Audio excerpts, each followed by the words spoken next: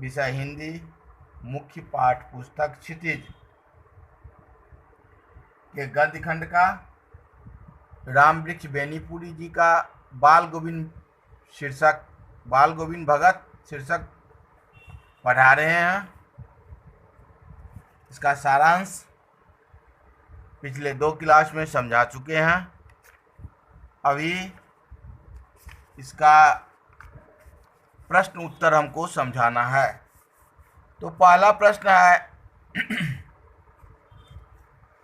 खेती बाड़ी से जुड़े गृहस्थ बाल गोविंद भगत अपनी किन चारित्रिक विशेषताओं के कारण साधु कहलाते थे? तो बाल गोविंद भगत खेती बाड़ी से जुड़े गृहस्थ थे, फिर भी वे साधु की श्रेणी में आते थे क्योंकि वे कबीर को अपना साहब मानते थे। दूसरा, वे कबीर के पदों को ही गाते थे, उनके आदेशों पर चलते थे। तीसरा, वे सभी से खरा व्यवहार रखते थे, 2 टूक बात कहने में न कोई संकोच करते थे, न किसी से झगड़ते थे। चौथा, वे अन्य किसी की चीजों को बिना पूछे व्यवहार में नहीं लाते थे। 5वां, वे अपनी प्रत्येक वस्तु पर साहब का अधिकार मानते थे। इस प्रकार त्याग की प्रवृत्ति और साधुता का व्यवहार उन्हें साधु की श्रेणी में खड़ा कर देता है। दूसरा, भगत की पुत्र वधू उन्हें अकेले क्यों नहीं छोड़ना चाहती थी? तो भगत की पुत्र वधू उन्हें अकेले निम्नलिखित कारणों से नहीं छोड़ना चाहती थी कि बुढ़ापे में भगत को कौन भोजन कराएगा?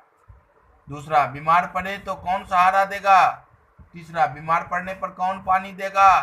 चौथा, पुत्र की मृत्यु होने से घर में अकेले कैसे रहेंगे? तीसरा प्रश्न है, भगत ने अपने बेटे की मृत्यु पर अपनी भावनाएं किस तरह व्यक्त की?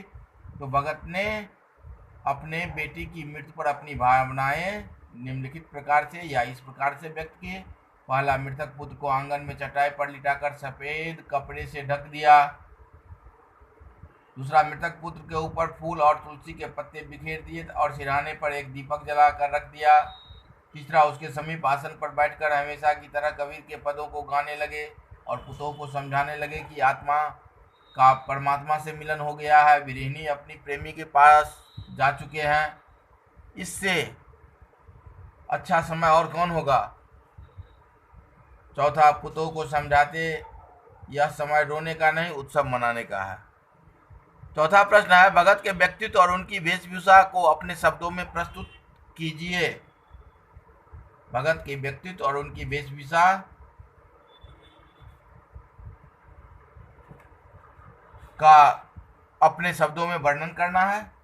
इसका उत्तर इस प्रकार लिख सकते हैं। 60 वर्षीय भगत एकदम गोरे चिट्टे मझोले कद के व्यक्ति थे, जिनके बाल पके हुए थे। उनका चेहरा हमेशा सफेद बालों से जगमगाता रहता था, किंतु सन्यासियों की तरह जटाजूट बाल नहीं रखते थे। वे कम कपड़े पहनते थे। कपड़े के नाम पर उनकी कमर में लंगोटी और सिर पर कबीरपंथी जैसी टोपी रहती थी। सर्दियों के दिन में काली कमली ओढ़ते थे, माथे पर रामानंदी चंदन लगाते थे, गले में तुलसी की बेडोल माला पहने हुए रहते थे।